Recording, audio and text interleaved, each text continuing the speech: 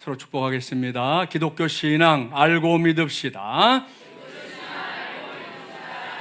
자기 작곡 한 번 더 축복합니다. 당신은 하나님의 은혜를 받은 사람입니다.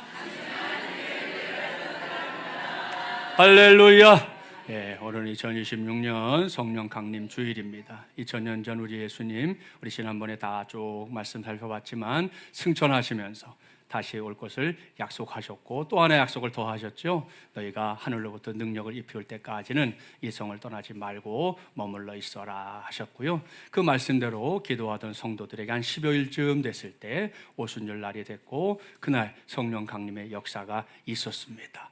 성령께서 이 땅에 강림하신 다음에 제일 첫 번째 일어났던 큰 사건은 새롭게 생겨진 공동체가 생겼다는 건데요. 그 공동체는 바로 교회 공동체입니다. 그래서 이 성령 강림줄과 교회는 정말 뗄래야 뗄 수 없는 밀접한 관계다 말씀드릴 수 있거든요. 그런 의미에서 2000년 전 마가의 다락방에 임하셨던 성령의 충만한 은혜와 역사가 오늘도 하나님 앞에 주일 성수의 신앙으로 예배하는 우리 모든 성도들 가운데 함께 하기를 주님의 이름으로 축복합니다. 이렇게 의미심장한 오늘은 기독교 신앙 알고 믿읍시다 네 번째 시간입니다. 오늘은 너는 나다 나는 너다 라는 제목으로 하나님의 말씀을 전하도록 하겠습니다. 자, 오늘도 우리는 태초라는 시간까지 좀 거슬러 올라가려고 합니다. 하나님께서 말씀으로 세상을 창조하셨던 그 시절 말입니다. 빛이 있으라, 이게 첫째 날인 거 이제 뭐 다 아시죠? 그럼 마지막 날 하나님은 하나님의 형상대로 하나님의 모양을 따라서 사람을 창조하셨습니다. 자, 그때 하나님이 특별히 하신 일이 성경에 기록되어 있는데요. 그 말씀을 보려고 합니다. 창세기 2장 22절, 23절 한 절씩 교독해 볼게요. 여호와 하나님이 아담에게서 취하신 그 갈빗대로 여자를 만드시고 그를 아담에게로 이끌어 오시니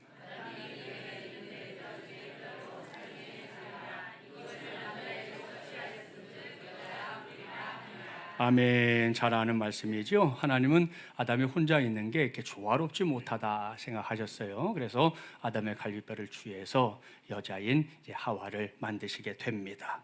자, 이것이 인류의 역사에 있어서 매우 중요한 순간입니다. 요즘 이걸 두고 왈가왈부하는 사람들이 뭐 세계 곳곳에 우리나라도 그렇고요. 여기저기 많이 있는데요. 성경은 사람이라는 존재가 남자라는 성과 여자라는 성으로 각각 세상의 모습을 드러냈다. 이것이 인류의 시작이다. 이렇게 정확하게 밝히고 있습니다. 따라서 이건 뭐 타협의 대상도 아니고요. 뭐 양보할 거냐 말 거냐 뭐 이런 대상이 될 수 없습니다. 이것은 흔들릴 수 없는 진리인 줄 믿습니다. 자, 그 다음에 우리가 주목해야 될 것은 이때 이제 하와를 처음 만났잖아요. 아담이 어떻게 반응했나 하는 건데요. 그 반응을 좀 주목해 보려고 합니다. 자, 그때 하와에게 향했던 이 아담의 고백을 한번 성경 그대로 옮겨보죠. 이는 내 뼈 중에 뼈요 살 중에 살이라. 그랬을까요? 얌생이 버전도 있어요. 이는 내 뼈 중에 뼈요 살 중에 살이라. 그랬을까요? 그러지 않았을 거예요. 여러분, 성경이 점잖은 책이니까 좀 빠진 것 같긴 한데 여기서 좀 아쉬운 거는 감탄사입니다. 감탄사. 우리가 깜짝 놀라는 거 있잖아요. 우리가 그동안 했던 축복 중에 감탄사가 들어간 축복이 있었어요. 기억나시죠? 오! 천사셨군요. 자, 그건데 자기 짝꿍 한번 축복해 보겠습니다. 시작. 잘했습니다. 짝을 바꿔서 한 번 더 해봅시다. 오! 천사셨군요. 잘하셨어요. 자, 그 느낌을 그대로 살리죠. 오! 이 사람은 내 뼈 중에 뼈고 내 살 중에 살입니다. 이렇게 고백했던 이 아담의 고백을 우리가 들을 수 있습니다. 제가는 교육전도사 시절에 이제 저도 어린이부를 처음 맡아서 교육전도사를 했거든요. 저 장희동에 있는 교회에서 이제 아이들에게 이제 전도사가 돼서 처음 설교하는 거잖아요. 그래서 뭐 이런저런 본문을 설교하다가 마침 요 본문을 가지고 설교할 때가 있었어요. 근데 제가 고민하게 된 건 지금 읽은 대로 우리가 뼈 중에 뼈, 살 중에 살이다 그러면 애들이 이게 무슨 말인지 알아들을 수가 없잖아요. 그래서 뭐라고 해야 얘네들이 이걸 알아들을 수 있을까 기도하면서 또 묵상하면서 고민하다가 답을 찾았어요. 그게 오늘 설교 제목이에요. 너는 나다, 나는 너다. 요거였거든요. 그게 나름 제게 은혜가 됐습니다. 자, 그리고 세월이 흘렀어요. 자, 코로나 시절에 아시는 대로 교회들이 다 아무것도 할 수 없는 상황이 됐잖아요. 근데 목사도 그렇게 아무것도 안 하고 있을 수는 없더라고요. 그래서 제가 뛰어든 게 성경이 읽어진의 사역이었습니다. 가서 이제 강사과정 훈련을 받는데 어느 날 제가 깜짝 놀라는 날이 온 거예요. 왜 놀랐냐? 이예실 원장님이 뭐 저는 그분하고 만난 적도 없고 뭐 서로 관계 가져본 적이 없는데 이예실 원장님이 가르치는 중에 저와 똑같이 창세기 2장 23절을 너는 나다라고 가르치고 있다는 걸 발견한 거예요. 이야, 하나님 이렇게 통하게 하신 사람이 있구나. 세월이 제가 92년 3년이에요 그때가. 그 시절에 교육전사했거든요. 그러고 나서 수십 년이 지나가지고 제가 어성경을 딱 만났는데 여기서 이 원장님도 같은 메시지를 전하고 있는 걸 보면서 참 감사하다 그런 생각을 가졌던 기억이 있습니다. 자, 어성경에서는 이걸 하나님이 세상을 통치하시는 식으로 설명합니다. 지난주에 우리가 만나봤던 가인 기억해 보세요. 가인이 동생 아벨을 죽이고 공동체로부터 쫓겨났잖아요.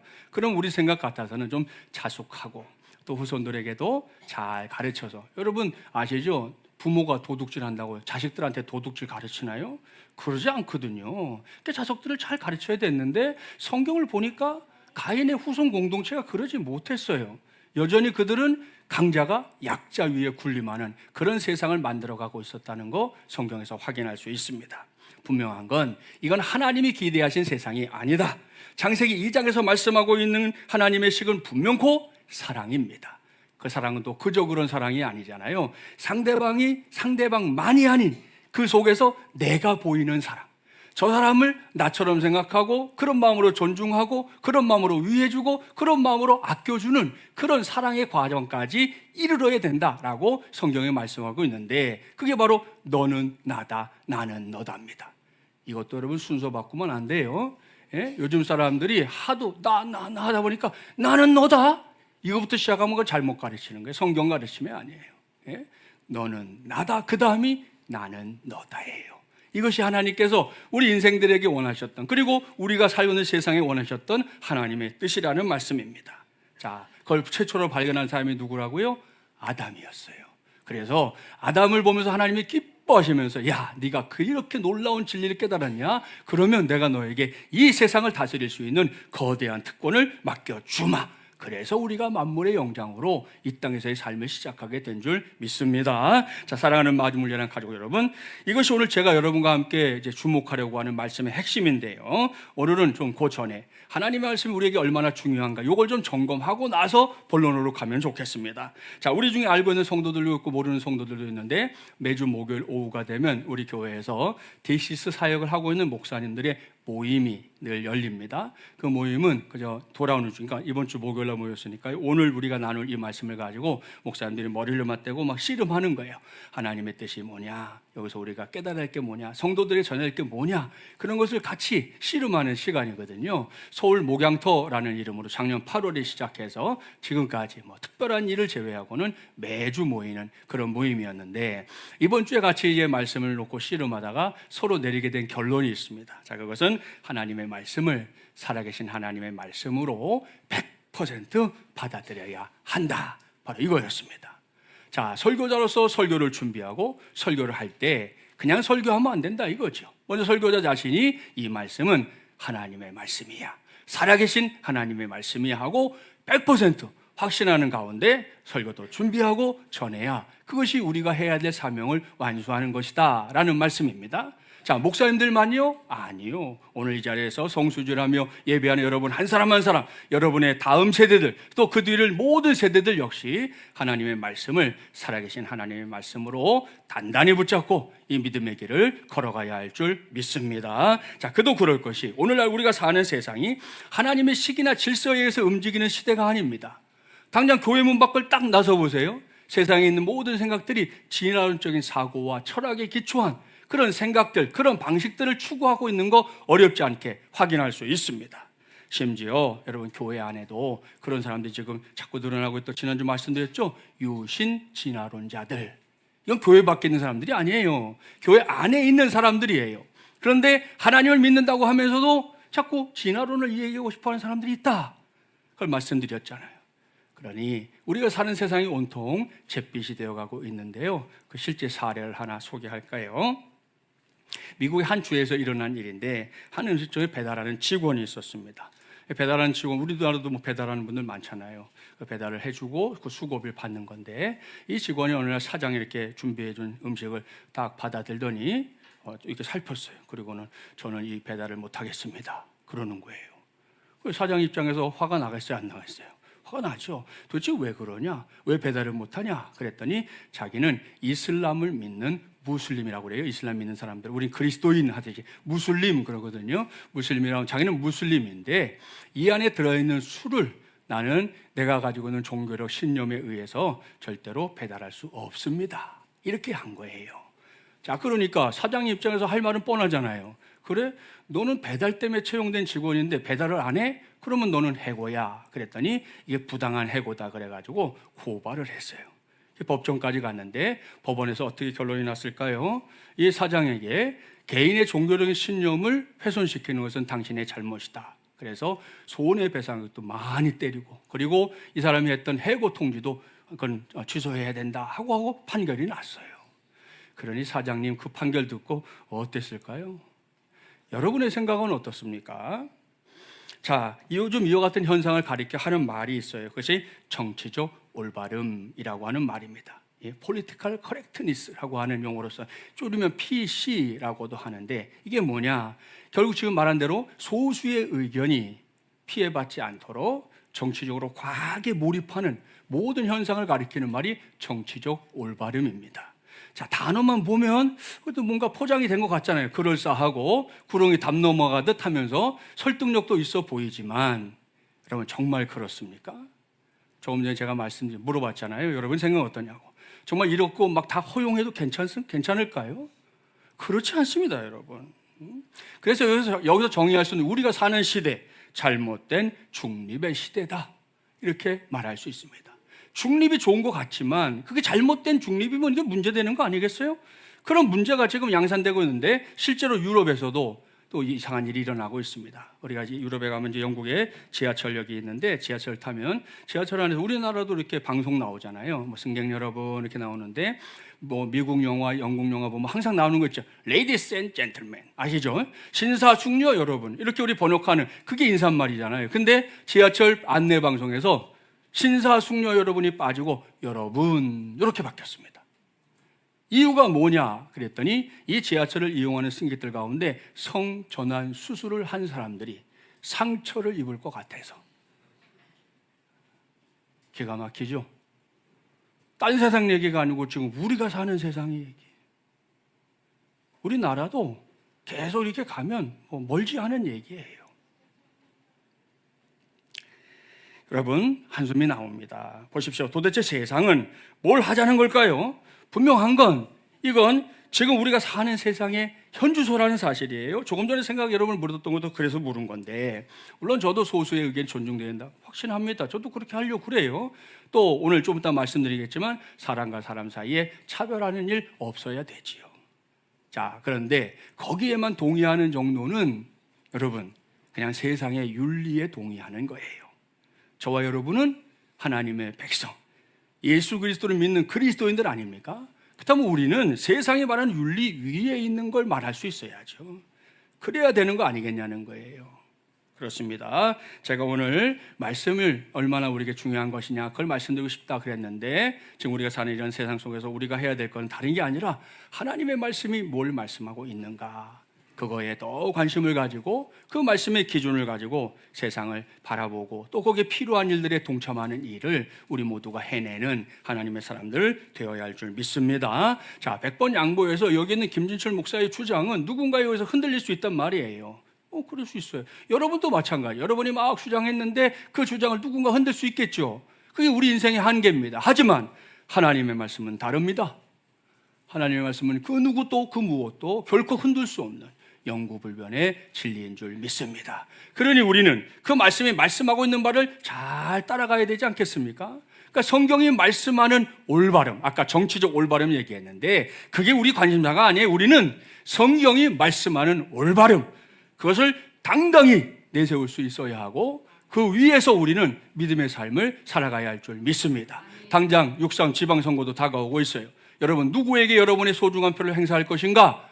다른 거 거기다 끼워 넣지 마세요. 예? 우리가 늘 해왔던 뭐 학연, 지연 뭐 이런 거 갖다 넣어가지고 하지 말고 우리가 정말 해야 될 건 뭐예요? 성경이 말씀하는 올바름에 이 사람들이 제대로 반응하고 있냐, 아니면 아까 우리 말한 것처럼 잘못된 것들을 선택하고 있냐, 그거에 따라서 내가 가진 소중한 한 표를 제대로 행사하는 것, 그것이 예수 믿는 저와 여러분의 삶인 줄 믿습니다. 꼭 기억하시고 오늘 말씀드린 것처럼 저와 여러분 모두가 더러운 세상의 눈치 보나 쩔쩔매지 말고 우리는 말씀 앞에서 당당하게 주신 사명을 감당하는 하나님의 사람들로 꼭 살게 되기를 주님의 이름으로 축복합니다. 자, 여기서 이제 오늘 오후에 공부하게 될 공과 제목 말씀드립니다. 빨간색과 노란색, 검은색과 흰색. 이게 도대체 무슨 말이냐? 여러분 중에는 혹시라도 김진철 목사가 오늘 꼬예교회 어린이교회 친구들이 성경 공부할 공과 제목을 잘못 가져왔나? 그렇게 생각하는 분이 혹 있을지 모르겠는데 여러분, 제가 그 정도는 아닙니다. 그렇게 저를 보지는 마시고, 그게 아니고 이것은 피부색에 관한 얘기입니다. 자, 근데 피부색으로 봐도 또 이해가 안 되는 게 생겨요. 왜? 아까 노란색 나왔어요. 노란색 황인종, 그죠? 자, 검은색 뭐예요? 흑인종. 흰색 백인종. 거기까지는 오케이인데 갑자기 메일 앞에 뭐가 나왔어요? 빨간색. 그럼 홍인종이 있다는 말이냐? 있습니다. 홍인종이 누구냐 하면 아메리카 대륙에 가면 인디언들 있잖아요. 아메리카 인디언들이 홍인종으로 분류되고요. 제가 선교 신학을 공부하다가 알게 됐지만 중국에 가면 소수 부족이 엄청 많거든요. 근데 그 중에 한 부족이 홍인종입니다. 피부가 붉어요. 그래서 홍인종으로 분류가 되고요. 오늘 교재에는 나오지 않았지만 동남아시아 쪽에 갈색 인종까지 해서 피부색으로 나누면 모두 5인종이 존재하는 게 오늘날 현실입니다. 이렇게 5가지 인종. 여러분, 우리 주로 3개밖에 몰라. 아까 교사들도 모였었는데 얘기를 하니까 홍인종 있다고 그러니까 다 눈이 동그랗죠. 그런 게 있냐는 거예요. 있어요. 없는 얘기하면 안 되는 거니까 있어요. 자, 그렇게 있다는 건데, 자, 이번 주간 가족 주제를 보면 그 내용이 더 명확해집니다. 다양한 인종은 어디에서 왔나요? 이게 이번 주간 가족 주제거든요. 옳거니. 자, 인종이라는 단어가 드디어 나왔어요. 염두에 두고 대지 1번 여러분 읽겠습니다. 시작. 네, 잘 읽었습니다. 여기서 읽어야 할 말씀이 첫 번째 본문 창세기 3장 20절이에요. 함께 봉독합니다. 아담이 그의 아내의 이름을 하와라 불렀으니 그는 모든 산자의 어머니가 됨이더라. 아멘. 자, 지난 주일에 우리가 인류의 시작과 관련해서 우리가 중요한 선택을 했거든요. 근데 우리가 일단 창조냐 진화냐에서 우리는 창조를 선택하고 여기까지 왔고요. 지난주에 다시 창조를 선택해도 2가지 의견이 있다고 말씀드렸잖아요. 하나는 제일 첫 번째로 만들어진 사람이 아담과 하와 2사람이고 그 사람으로부터 이제 인류가 시작이 됐다라는 주장이 첫 번째. 두 번째는 자, 하나님이 처음에 한 10,000명 정도의 사람들을 창조하시고 그 중에 대표성을 가진 사람이 아담과 하와였다라는 게 이제 두 번째 주장이었어요. 2가지 주장이 존재하니까 결국 우리가 선택을 해야 되지 않겠습니까? 그 선택에서 우리가 손을 들어준 쪽은 아담과 하와 2사람이 우리 인류의 시조로 시작이 됐다, 그거였습니다. 기억하시죠? 자, 여기서 우리가 함께 정리해야 될 용어가 있습니다. 먼저는 인종이란 단어죠. 자, 인종이 뭐냐? 조금 전에 살펴봤지만 피부색을 비롯해서 눈, 모발 등등의 신체적 특징으로 사람을 분류하는 게 인종입니다. 인종. 두 번째는 사람, 집단인데요. 이 사람 집단은 문화, 언어, 그다음에 전통, 기타 등등으로 사회적, 문화적으로 사람들 이렇게 그룹 져서 나누는 것을 사람, 집단 이렇게 말하는 거예요. 자, 이렇게 뭔가 기준을 세워놓고 자꾸만 이렇게 사람들을 세상은 나누려고 합니다. 대표적인 게 기억하실걸요? 우리 어른들은 다 해봤어요. 혈액형으로 사람을 나누는 시기가 꽤 오래 있었죠. 상식이었어요, 혈액형에 따라서. 자, 그러다가 최근에는 우리 젊은 친구들이 좋아하는 MBTI라고 하는 성격 유형 검사가 이제는 혈액형을 뛰어넘어서 모든 사람들을 열광하게 합니다. 얘기하다 보면 너 T지? 너 E지? 이래요. 어쩌라는 거예요, 그래서. 그렇게 해서 사람들을 자꾸 분류하고 그 다음에 이렇게 한국 그룹을 묶는 일들이 되게 다반사로 일어나고 있는데, 이 점에 대해서는 제가 아주 일찌감치 말씀드렸어요. 김진철 목사는 그런 분류법을 좋아하지 않는다. 별로 그런 거 신뢰하지 않는다. 왜요? 제가 목회해 보니까 다 사람 나름이에요. 무슨 혈액형이 어쩌다 저쩌다, MBTI 어쩌다 저쩌다, 가능성이 있고 관계된 것도 있지만 궁극적으로 따져 들어가 보면 사람 나름이에요. 사람 나름. 같은 혈액형이 다 똑같지 않다는 말이에요. 같은 MBTI 결과가 다 똑같지 않거든요. 사람 나름인데 그걸 왜 자꾸 구획을 지어서 거기다가 사람을 끼워 넣어가지고 그렇게 이해하려고 하냐 이거죠. 그것은 잘못된 것이다. 아무튼 그거 여러분 기억해 주시고 아무쪼록 우리 모두가 여기서 대지 1번을 정리하고 갑시다. 성경의 선언대로 한다면 세상에는 몇 가지 인종이 있는 건가요? 5가지? 아니에요. 4가지? 아니에요. 인심 쓸까요? 3가지? 아니네. 몇 가지예요? 1가지 인종만 있다. 이게 성경이 우리에게 가르쳐주는 바입니다. 자, 그렇다면 피부색은 어떻게 생각해야 되느냐? 우리 몸에 있는 멜라닌 색소가 많으냐 적으냐에 따라서 색깔이 달라지는 거예요.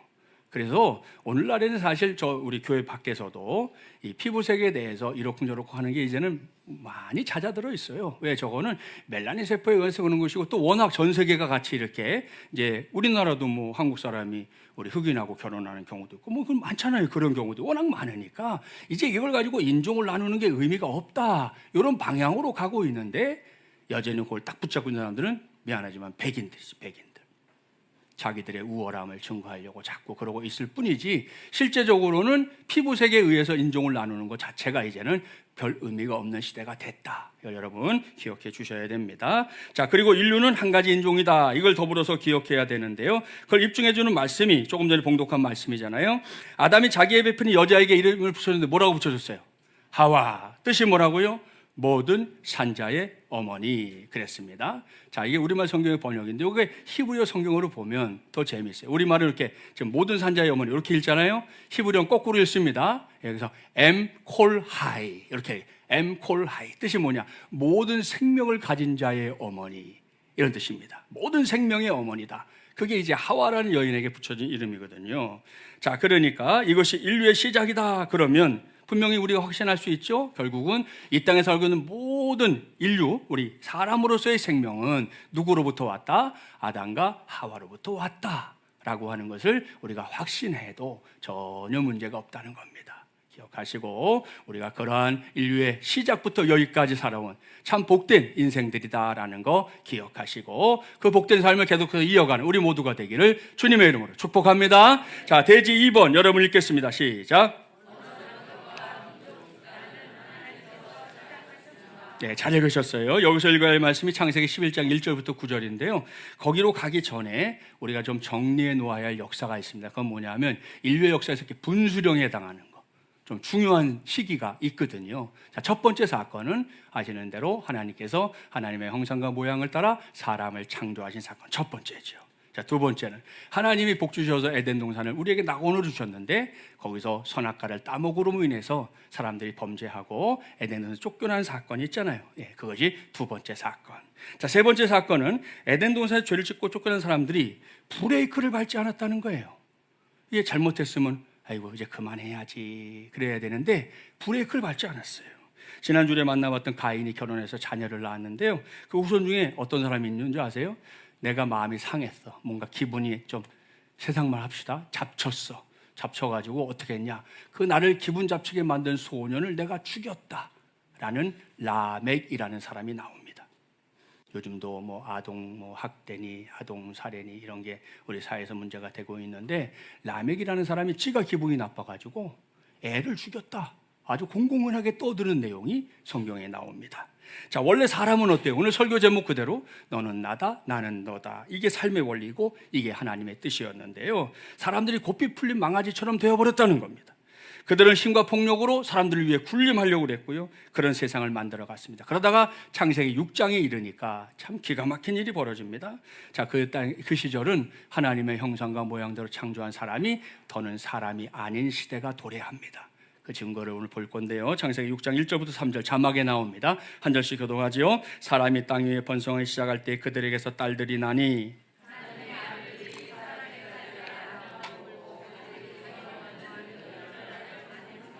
3절 함께 있습니다. 여호와께서 이르시되 나의 영이 영원히 사람과 함께 하지 아니하리니 이는 그들이 육신이 됨이라. 그러나 그들의 날은 120년이 되리라 하시니라. 아멘. 자, 여기에 등장하는 하나님의 아들들은 우리 신학 쪽에 있어서 전통적으로 아담과 하와 사이에 가인과 아벨인데 아벨이 죽고 하나님 누굴 주셨어요? 셋의 후손들을 우리가 하나님의 아들들 이렇게 번역하고요. 그 다음에 가인의 후손들을 사람의 딸들 이렇게 말합니다. 그러면 자, 창세기 6장에 이르러서 무슨 일이 벌어졌다는 두 집안 사이에 왕래하면서 결혼을 하는 일들이 벌어지게 됐다. 자, 중요한 것은 이렇게 하다 보니까 각각의 문화가 있었을 거 아니겠어요? 지금도 뭐 결혼하면 신랑 집의 문화, 신부 집의 문화가 이렇게 충돌하는 경우가 있는데, 문화라고 하는 것은 기본적으로 섞이는 속성이 있거든요. 이게 좋게 섞이면 괜찮아. 그러면 그건 권장하고 장려해 줄 일이죠. 자, 그런데 나쁘게 섞이고 방향이 잘못되면 어떻게 되겠어요? 이게 세상을 망가뜨리는 거거든요. 자, 그래서 하나님께서 세상이 망가져가는 걸 보면서 화가 나신 거예요. 오늘 말씀 나오죠? 3절에 보니까 내가 사람과 함께 하지 않겠다. 이유가 뭡니까? 그 뒤에 답이 나오죠. 이는 그들이 육체가 됨이라. 이게 도대체 무슨 말이냐? 그 해석이 그 성경 밑에 바로 있어요. 6장 5절과 6절 교독해 볼게요. 여호와께서 사람의 죄악이 세상에 가득한가 그의 마음으로 생각하는 모든 계획이 항상 악할 뿐임을 보시고. 자, 보세요. 당시의 세상이 어떻게 돌아가고 있는지 보이죠? 여기를 봐도 죄, 저기를 봐도 죄입니다. 그야말로 죄로 시작해서 죄로 끝나는 세상이 되었다. 그런 세상을 향해 하나님이 하신 말씀이 뭐라고요? 이는 그들이 육체가 됨이라, 이거였습니다. 뭘 말씀하는 건가? 자, 우리가 사람의 몸을 이렇게 설명할 때 육체 이렇게 표현하잖아요. 그런 의미인가? 그렇지 않습니다. 우리말 성경에서 육체라고 번역을 했지만 히브리어 성경으로 보면 이게 바사르라는 단어거든요. 바사르가 뭐냐? 여러분이 좋아하는 거예요. 우리가 음식물로 사용하는 동물의 살, 고기를 말하는 겁니다. 고기. 자, 그러니까 사람인데 뭐라고요? 고기가 됐다, 그런 말이 쉽게 번역하면.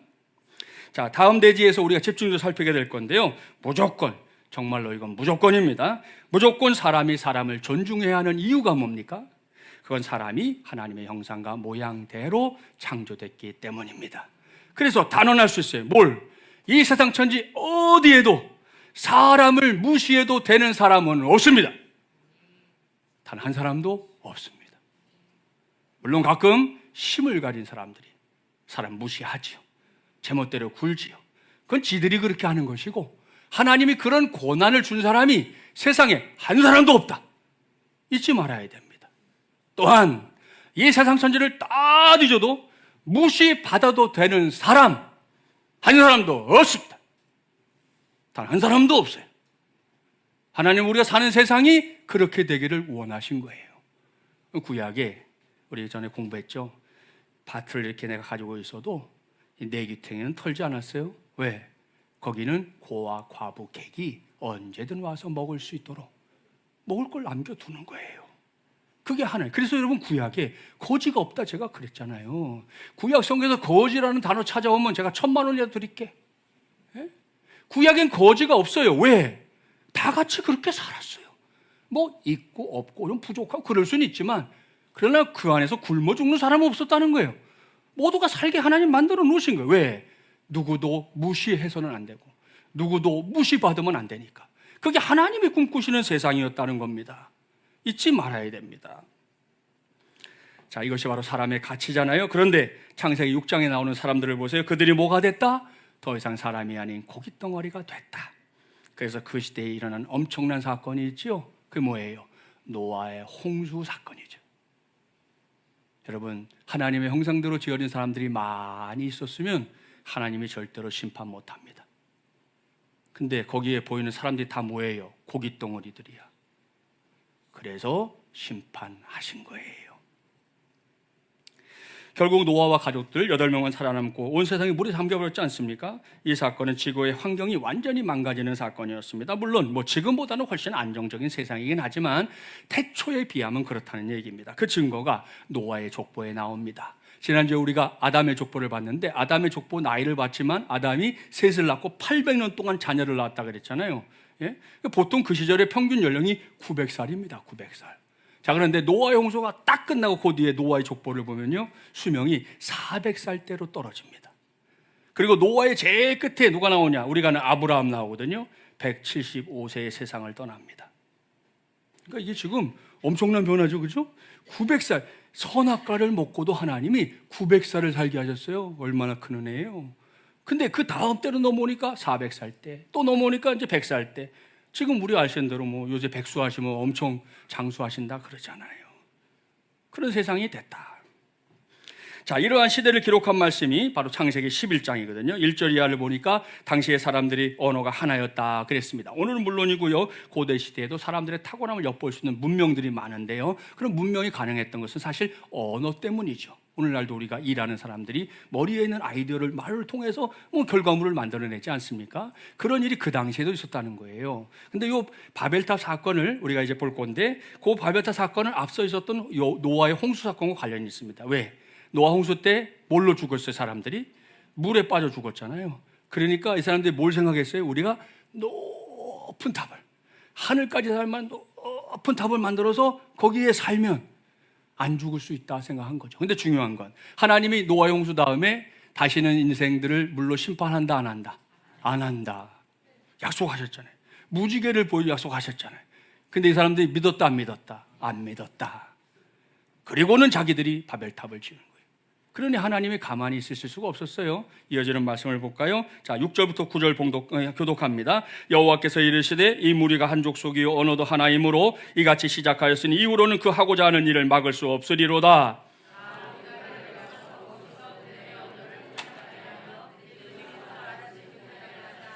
여호와께서 거기서 그들을 온시면에 흩으셨으므로 그들이 그 도시를 건설하기를 그쳤더라.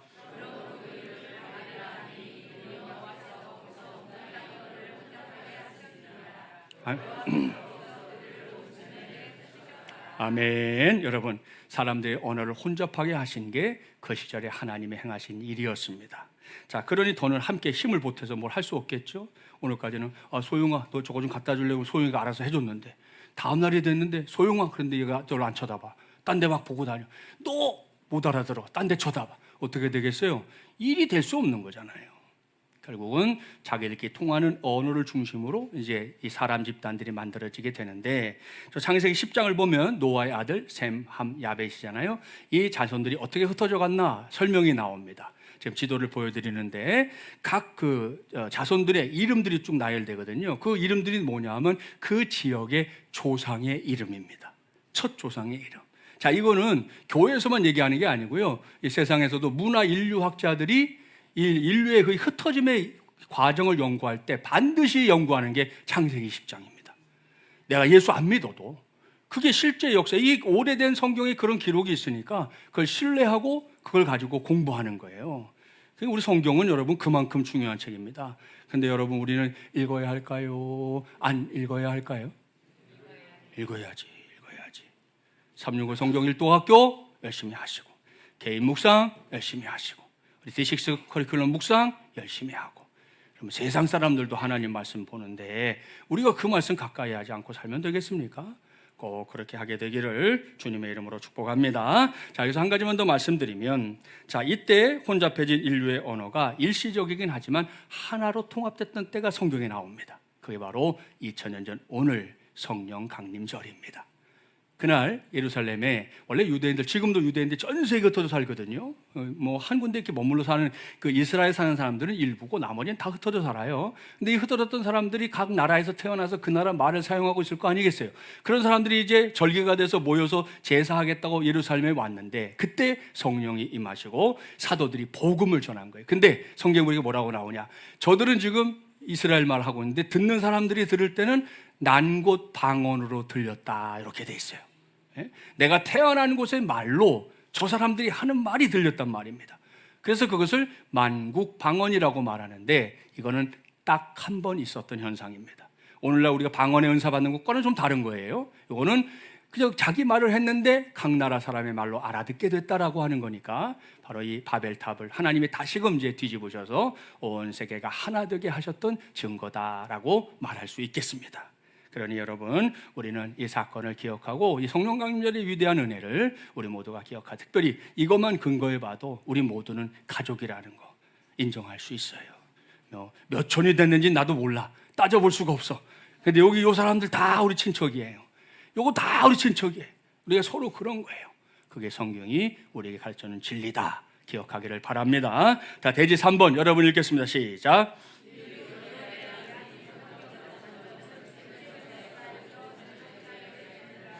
예, 잘 읽었습니다. 읽을 말씀이 사도행전 17장 24절부터 27절이에요. 교독합니다. 우주와 그 가운데 있는 만물을 지으신 하나님께서는 천지의 주제시니 손으로 지은 전에 계시지 아니하시고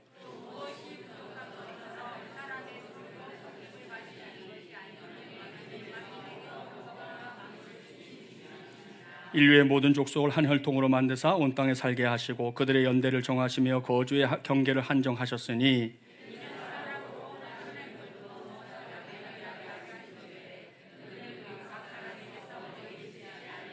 아멘. 자, 무슨 말씀입니까? 대지 일본에서 우리가 다룬 내용을 다시금 성경적으로 정리해주는 말씀이잖아요. 하나님께서 모든 민족을 한 혈통으로 만드셨다. 아까 했죠? 한 가지 인종으로 창조하셨다. 예, 그거죠. 자, 이게 맞는데, 자, 이걸 보면 저와 여러분이 가져온 게 분명히 맞는데, 그런 가운데서도 세계에서 일어나고 있는 좀 안타까운 일이 뭐냐? 바로 인종차별이라고 하는 겁니다. 이것은 매우 비성경적인 행태다. 이렇게 단언할 수 있습니다. 자, 다음에 나오는 사진 한번 볼까요? 예, 이게 뭔지 아십니까? 이게 손흥민 선수가 인종차별을 당했던 순간입니다. 한 장 더 있습니다. 예. 눈을 이렇게 찢고 손흥민이 동양인이라고 이렇게 놀리는 거잖아요. 여러분, 세계적인 선수인 손흥민 선수도 이런 일을 당하고 있으니 보통 사람들은 어떨까요? 말로도 할 수 없어요. 말로도 할 수 없어요. 대부분 이 피부색을 가지고 사람들을 무시하고 차별하는 건데요. 앞서 말씀드렸지만 멜라닌 세포의 많고 적음의 문제지 이게 더 우월하고 더 열등하고 이런 문제가 절대 아니다. 기억해야 됩니다. 자, 여기서 아프리카의 한 소녀가 유엔에 시 공모전에 낸 작품 하나 소개할 테니까 들어보세요. 태어났을 때 제 피부는 검은색이었습니다. 자라서도 그대로 검은색이죠. 해 아래 있어도 무서울 때도 아플 때도 죽어서도 나는 여전히 검은색입니다. 그런데 백인인 당신은 분홍으로 태어나 자라서는 흰색이 되죠. 해 아래선 빨간색, 겁에 질리면 노란색, 아플 때는 녹색이 되고 죽으면 회색이 되잖아요. 그런데 왜 당신이 나를 유색 인종이라고 부르나요? 흑인 소녀가 뭔가 마음에 맺힌 게 많았던 것 같잖아요. 그걸 자기 마음을 이렇게 쓴 겁니다. 당시에 유엔이 뽑은 올해 최고의 시로 이 시가 꼽히게 됐는데 더 가슴 아픈 일이 있어요.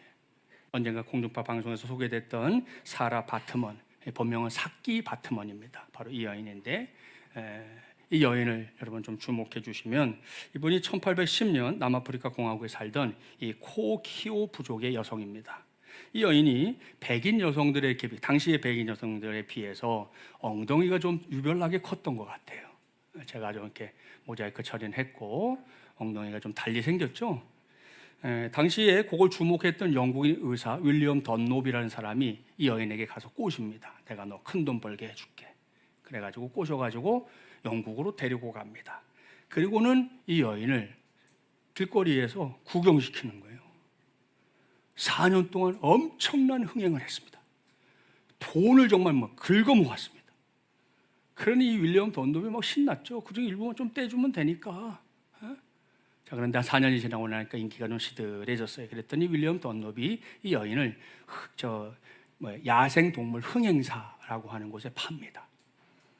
그때부터 이 여인의 인생이 진짜 이제 사람이 아닌 사람이 된 거예요. 아침에 출근하면 창살 있는 동물원 있죠? 동물원 창살 거기에 들어가 있는 거예요. 그럼 사람들이 와서 애들이 놀리기도 하고 하고 그러고 가는 거예요. 돈 받고. 아무튼 그 뒤에 이 여인이 질병 문제, 매춘 문제, 알코올 중독 등등으로 시달리다가 1815년 1월 1일 새벽에 세상을 떠났습니다.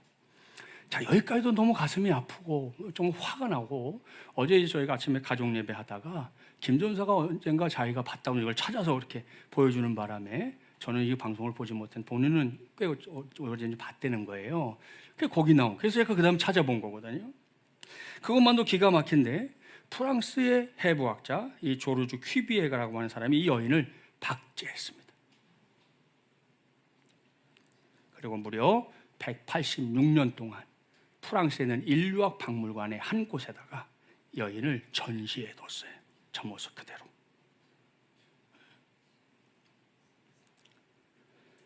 1993년 인종차별 정책을 철폐한 게 이제 남아프리카 공화국이에요. 원래 남아프리카 공화국이 백인들이 소수고 흑인들이 많아가지고 늘 문제되는 곳이었잖아요. 만델라 아시죠? 만델라 대통령이 그 사이에서 나온 인물이잖아요. 아무튼 93년도에 정식으로 남아프리카 공화국이 우리는 더 이상 인종차별 정책을 하지 않는다 선언하고 7년 동안 이 정부가 애를 써가지고 마침내 2002년 5월에 이 여인의 시신이 고향에 돌아와서 안장됩니다. 얼마 전 일이죠. 그렇죠? 사랑하는 여러분, 사람이 사람에게 이러면 안 되는 거 아닙니까? 네? 옳습니다. 안 됩니다. 이건 정말이지 있을 수 없는 일. 네? 물론 우리나라에서는 피부색으로 인종차별하는 일이 별로 없어요. 잘 그렇게 드러나지 않아요. 하지만 아시죠? 조금 더 가진 걸, 조금 더 배운 걸, 조금 더 힘이 있다는 걸로 나 아닌 다른 사람을 차별하거나 무시하는 일 있나요? 없나요? 있습니다. 대한민국에서도. 제일 많이 화나는 대목은 우리나라 우리 어르신들 중에 파독 광부, 파독 간호사님들이 있었어요. 그 시절에 우리가 너무 어려웠어요. 여기서 먹고 살 길이 없었어요. 그래서 그 사람들을 나라와 나라 간에 약속을 하고 보냈어요. 자기네 나라에서 굳은 일 하라고 데려온 사람들인데 잘 대해줬나요? 아니요. 예? 그때도 사람 취급 못 받았습니다. 예? 그렇게 해서 번 돈을 대한민국에 보내서 오늘의 대한민국이 되는 기초를 깔아주는 것 중에 하나예요, 여러분. 예? 아니 그런 세월을 우리가 갖고 있는데 지금 우리나라에 와 있는 외국인 근로자들을 우리가 어떻게 대하겠냐 이게. 우리도 그 고생을 하고 그 아픔을 겪었으면서도. 제가 부목사를 했을 때 연천 지역에 가서 한 달에 한 번 의료 선교를 갔어요. 거기 오는 사람 다 외국인 근로자들이에요. 손가락이 잘렸는데 치료 못 받고, 예? 발가락이 잘렸는데 아무 도움 못 받고, 월급 체불되고, 달라고 그러면 때리고. 이게 도대체 어떤 인간들이 하는 짓이냐는 거예요, 이게. 우리가 받은 서름이 있었으면 하지 말아야지. 그렇잖아요. 이게 사람의 도리가 아니라는 거 알면 그만둬야지.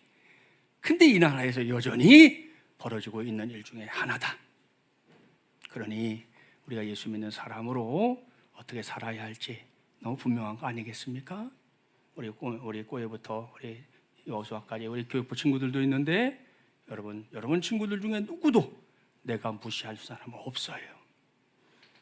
무시받아도 되는 사람은 없어요. 잊지 말아야 돼. 항상 우리가 존중해주고 우리가 외치면 하나잖아요. 너는 나다, 나는 너다. 이것이 우리의 외침 되어야 할 줄 믿습니다. 말씀을 마무리합니다. 오늘 저는 너는 나다, 나는 너다라는 제목으로 하나님 말씀을 전했어요. 성령 강림주일과 관련해서 두 가지 사건 기억하셔야 되죠. 최초로 태어난 공동체, 교회 공동체. 그리고 하나님께서 바벨탑 시절에 흩었던 언어를 하나로 만드셔서 결국은 인류가 한 혈통이다라는 걸 보여주신 사건도 바로 성령 강림절. 이걸 전제해 놓고요. 하나님이 우리를 창조하신 다음에 우리에게 기대하신 건 다른 거 아니죠. 우리가 한 인종으로 너는 나다, 나는 너다.